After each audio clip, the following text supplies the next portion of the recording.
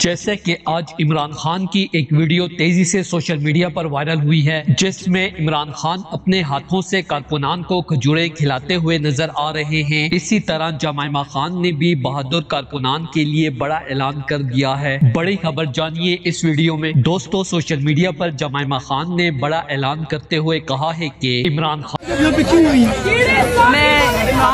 اور پاکستان کے لیے آیا ہے، تو ہمارے بچوں کے مستقبل کے لیے، ہمارے مستقبل کے لیے خان وہ بہترین شخص ہیں کہ جن میں ذرا برابر بھی تکبر نہیں۔ سوشل میڈیا پر عمران خان کی ویڈیو دیکھ کر جس میں وہ غریب اور بہادر کارکنان کو اپنے ہاتھوں سے کھجوریں پیش کر رہے ہیں۔